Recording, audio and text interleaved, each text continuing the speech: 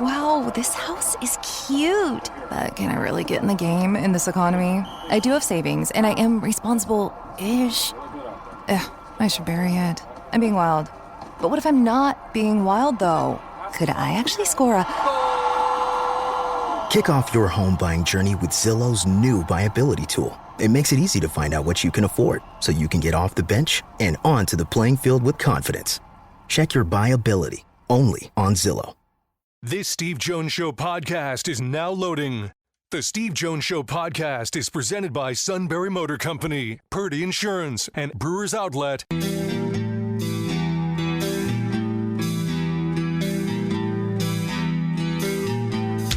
Bringing you an in-depth look at Penn State sports and more. This is the Steve Jones Show on News Radio 1070 WKOK. The Steve Jones Show is presented by Purdy Insurance, Brewers Outlet, and Sunbury Motor Company. Now from the Sunbury Motor Studio, here's Steve Jones.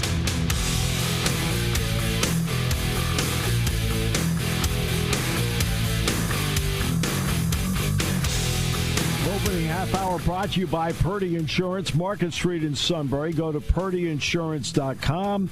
Auto, home, life, business, boat, motorcycle, RV. They take care of all of your insurance needs.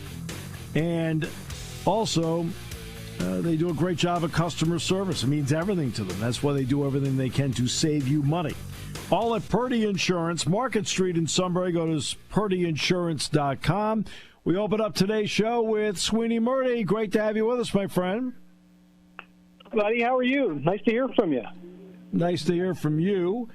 The Yankees are in a very interesting spot because the Garrett Cole situation, Louis Hill, Giancarlo Stanton, Juan Soto's in another part of New York.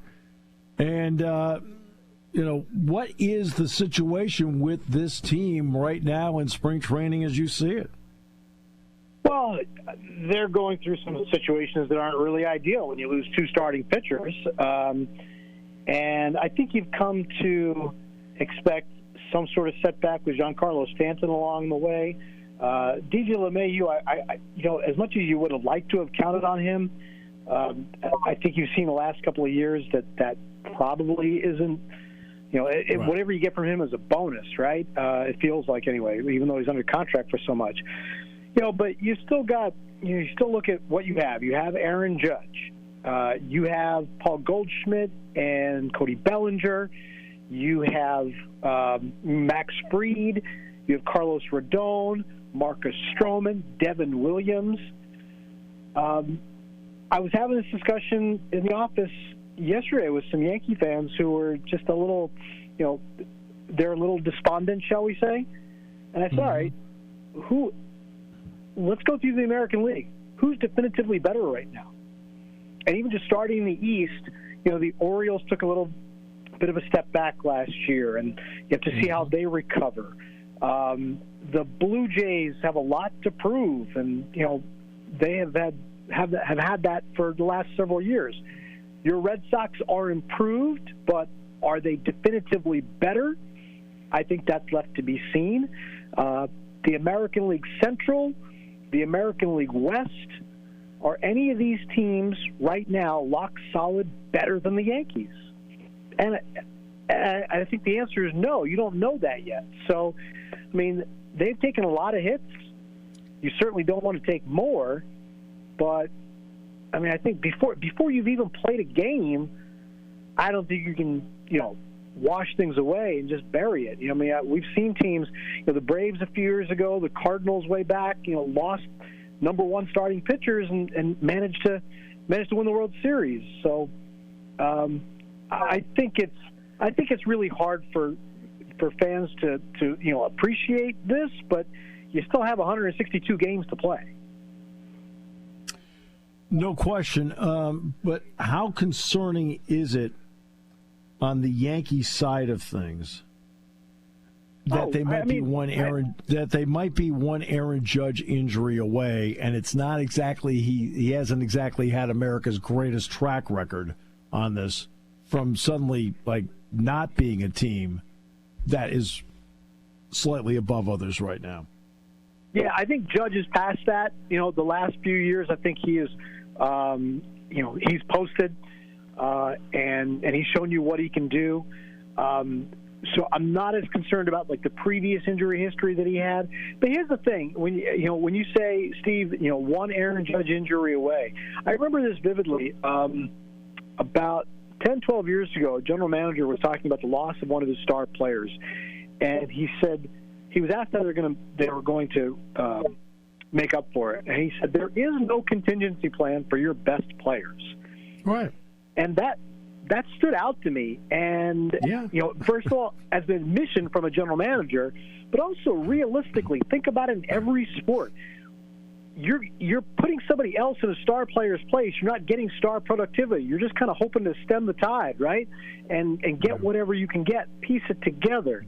You miss your best players, you're not as good a team as you are. Yeah. Now, pitching is weird in baseball because it's not the same guy every day, right? 5 different guys take the ball in 5-day stretch. So that mitigates things a little bit as far as an overall season perspective. If you're trying to tell me, can the Yankees win the World Series by adding a pitcher, I'd say probably not. But I don't think they have to add him on March 12th. I think they have time to figure this out. I think they needed a third baseman. I was been waiting all winter for them to figure out who's going to play third base, or I guess who's on first and what's on second.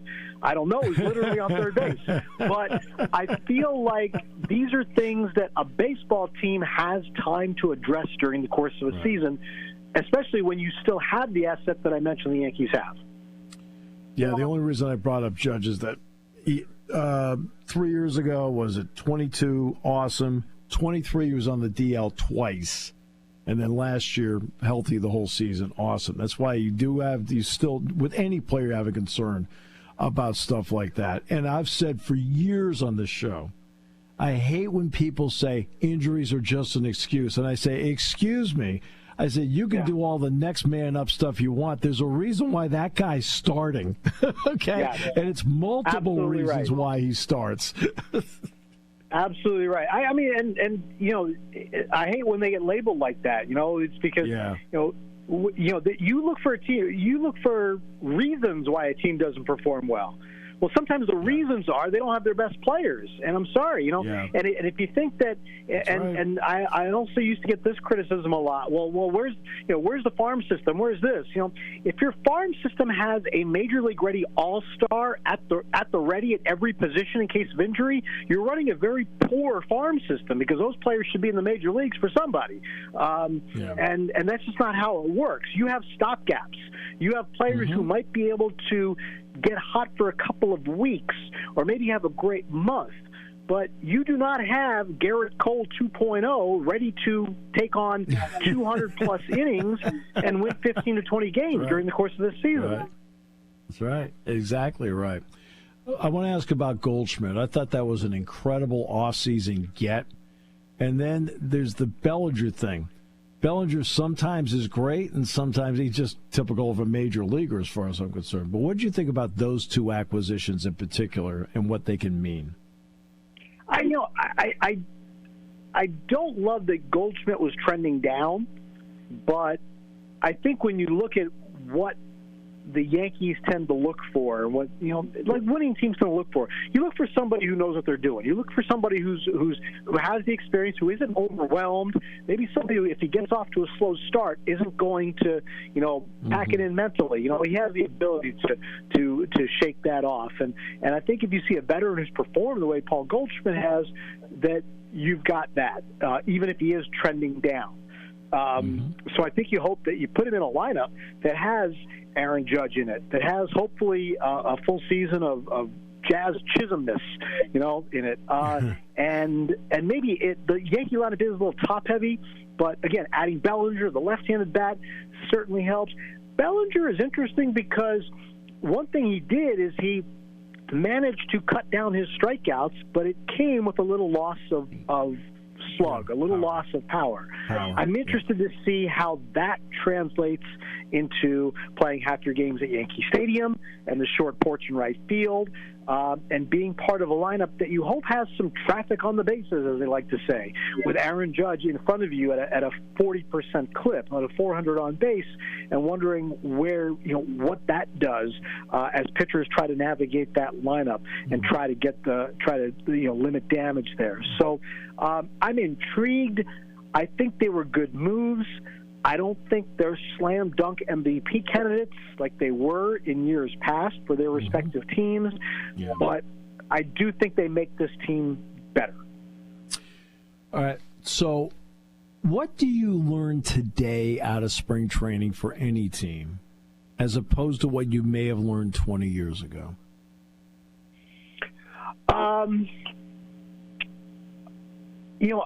I always looked at, I came to look at spring training as this race to opening day, as just get there and just be okay. And what we're talking about, the injuries are really the big thing, right? This is what you're trying to avoid before you even get a season to start. I mean, it's one thing if Garrett Cole was 10-2, and then you lost him in June. You at least had those couple of months with him. Now you get nothing from him, and you're still piecing it together. But as I said earlier, the good news is you have 162 games to play. I guess what I would always look at, how I came to look at it is, let's just get there and see how it looks. I think when you look at new players, you want to see a little something, because if you're a fan of this team, you haven't seen them do anything in your uniform. So you want to see guys get off to good starts. And even if that's in spring training, it might ease your mind a little bit. But I think that's what everybody likes to do, is try and figure out how to get off to a good start. Even if it's as simple as, Steve, going 7-3 in your first 10 games, just don't start from behind. And that's what you want to do, is kind of put yourself in that position and see how guys adjust. I just have always believed in the length of a season. So I did not want to read too much into what you saw in spring training, because a lot of talent evaluators will tell you that March and September are the two worst times to evaluate young players, or any players sometimes. I remember the year that sometimes spring training doesn't tell you what you think it tells you. I remember the year the Yankees signed Raul Ibanez, and he was having a terrible spring. Yeah. And it was one of the questions that Joe Girardi, then the manager, was being asked about, what's going on with Ibanez, and are you concerned? And his answer to us was, he was brought here to face, Ibanez was a left-handed batter. He was brought here to face mostly right-handed pitching, and frankly, in spring training, just because of the way the reps fall, he hasn't faced a lot of right-handers. So I'm not that worried about it. Well, over the course of the next 8-10 days, the final 8-10 days of spring training, Ibanez hits 3 home runs, all off of righties, and it's like, oh, okay, so this is fine, this is normal, and all those signs of panic we saw for the first 3 weeks of spring training disappeared in the last week and a half.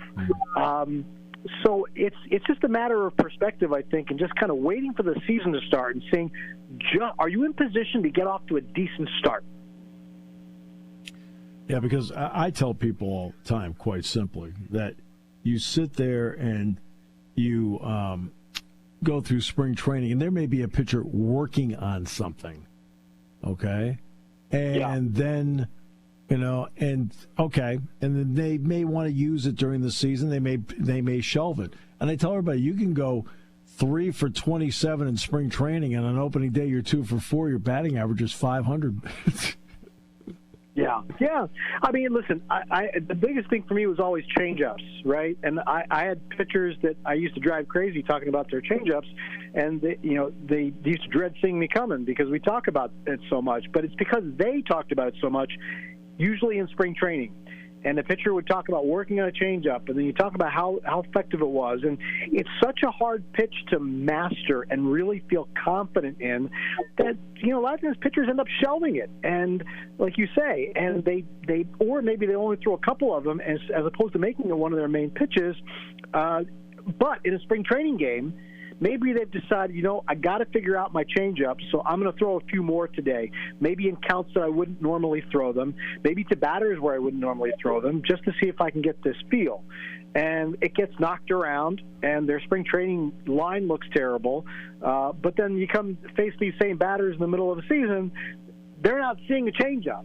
They're seeing the cutter. They're seeing a fastball. They're seeing a slider. They're seeing your normal repertoire, and you've kind of shelved that. Or, even if it's not to that degree about completely shelving a pitch, maybe you are trying to just get a bit better feel for a curveball, and you're going to throw it in counts where you don't normally throw it, or to batters where you don't normally throw it. And it's there is something to wanting to get the guys out. Mike Messina told me that a long time ago. He's like, even at certain stages of his career when he was an established pitcher, there was still some level of competition. Like, you're there to get guys out. You're not there just to throw the ball over the middle of the plate and get it hit until your pitch count's up. So there is still something to that, but it's not as worrisome because the results aren't as meaningful, and you're just trying to get yourself ready. The last question for you is this. We all know what happened with the ESPN contract. That's come up. But there are other people who are going to bid for it and make up for it. I'm confident of that. Major League Baseball is coming off a year where in the World Series you had the Yankees and the Dodgers, and it outdrew the NBA Finals. What do you consider to be right now the health of this sport? Because in my opinion, I think the sport's a lot healthier than the perception is. I think it's tremendously healthy. If you look at the upticks in attendance and TV viewership that you're talking about, listen, I work in the social media department now, and all of our numbers have trended up the last couple of years. People are consuming the game just maybe in different ways than they used to. And so, that's part of what my responsibility is, to feed into it. And I would be doing a disservice to me and the league if I didn't tell you to make sure you're following MLB on all of your social media platforms. But that's where a lot of the fandom comes from now, and a lot of following. I think we're hitting people differently, right?